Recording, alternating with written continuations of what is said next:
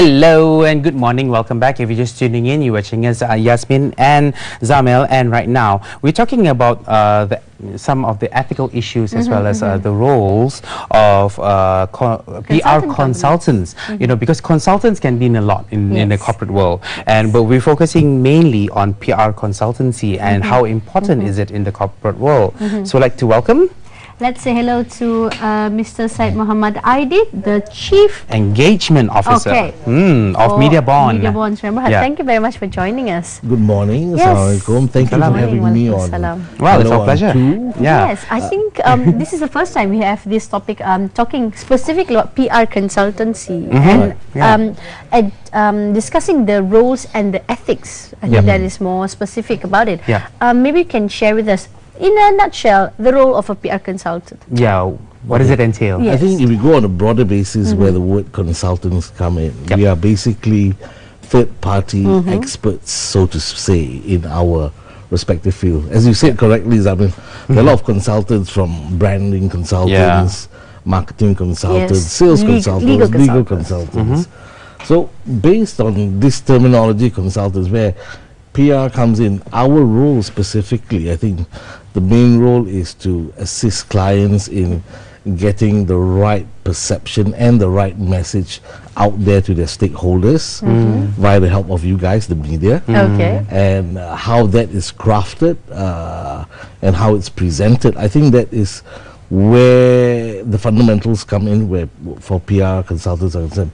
Now, going back into the ethics that we touched about, I think being third party, or I think any professional body, so to speak, I think we all are led by a code of ethics. This is what the government called the nilai-nilai murni lah, so to speak. And I think this guideline, so to speak, keeps the reality check in terms of professionalism and delivering on the promise.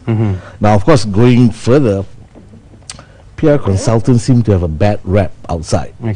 I think from the UK, you've heard of this terminology called spin doctors. So, of course, spin doctors are people who spin the truth. Right? From the untruth, they make it colorful, and somehow they make it very believable to the public. That's why the tobacco companies are being sued. I won't comment on that. That's part of the ethics is, of course, we do not broach on certain confidentiality or certain areas that we're not able to. Now, having said that, you know, so where does the truth lies? So I think it also boils back when human beings created ethics, from the Greek word ethos. I think it boils back down to the individuals. Are you a man of integrity or a woman of integrity? I think us, of course, here bringing in religion too. I mean, all religion teaches us to do good.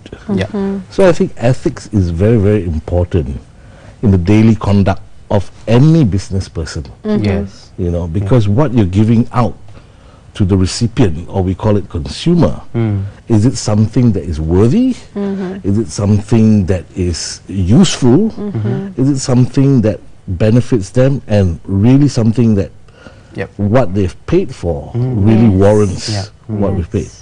So just wondering though, I mean, when it comes to ethics, people will always say that, when it comes to ethical issues, it always boils down to either lawyers, doctors, or engineers. They have their own code of ethics, right? What about PR consultants? Do they have their own set of... Yes, we do. Your own set of code of ethics? We actually have a PR Consultants Association of Malaysia, where we also have that in the UK and Singapore and a few other countries.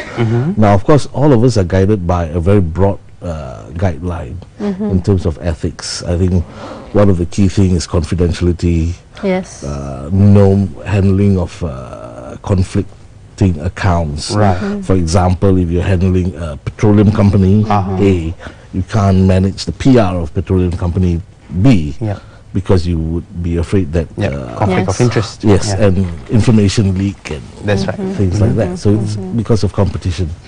So those are some areas of ethics. And then I think also it comes with ethics in terms of dealing with the press. You know, some media believe in being, like Richard Nixon's day, deep throat, Yes, extra yes. information to the media. Now that's very, very dangerous, you know. If something happens to that journalist, he could turn around and point that PR consultant out Yes, as yes, yes. the one who revealed the information. So it boils back down, and I think it's common sense. What can you divulge? What can you share? You know. Okay, if I am a company, we understand you that in Malaysia, most PR, if I can say most or maybe all PR consultancy do abide by this the laws and regulations and the ethics. How about if I am a company, an oil and gas company, as you said, it's now a petroleum company. I approach a PR consulting firm. How do I know that how do I legally protect myself? That is one. How do I legally protect myself? How do I not let any of those information leaked out? Or the PR consultant is understand that the PNCs of the companies are just is there very simple, very simple. Because as clients, what they have is they can either craft out the agreement, non-disclosure first. Depends if it's a project or if it's a retainer where the PR consultancy is engaged over a period of say 12 months or 24 months. Now of course they can work with their legal department and together with the consultants set in terms of what are the deliverables, the KPIs that they want the PR consultants to deliver over this period, what are the marketing events that need PR support. All this information then will be encapsulated within the contract where it's said that the confidentiality clause and all those stuff. So the legal stuff can be within that all contract. put it in black and white. So it protects both sides. In terms of the engagement of the consultants too is protected. That you're given a period of say how many months before if you want to terminate or not continue with the service of the consultants. So putting things on black and white is more is better, right? Yes. I mean, you just protect each other. What are other issues ethical issues pertaining to when it comes to the PR consultancies aside from leaking of information? Yes. Okay. Well, I think Malaysia we're still pretty good in the sense that we abide by that. But I think in the Western countries, we do not have what we call political lobbyists yet. So, ethics and politics sometimes is a very fine line. So when you're trying to portray an individual, I think over here what we do is we have PR consultants that help profile CEOs and all that. So now in terms of ethics, if you find out something that should not be, or should be reported. What do you do? Understand. So these are some grey areas that you have to go back to yourself, search your heart in terms of integrity. What do you need to do? If you've been profiling them so positively, and then suddenly because they are your clients, the skeleton pops out. What do you do? How do you do damage control? What are the fine lines that this is something private or this is something that I should report it? Yes, and then sometimes in terms of business engagement and profitability, consultants get lost in that. Clients say, I want this, I want this, I want this. But at the end of the day, ethically it may not be correct. But then again, I've got a hefty retainer. That's right. What do I do?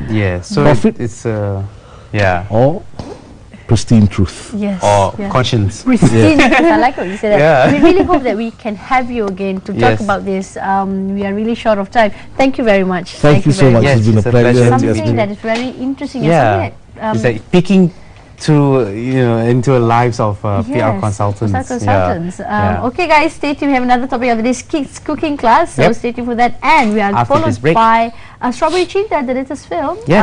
More about that. Just after this break, don't go away.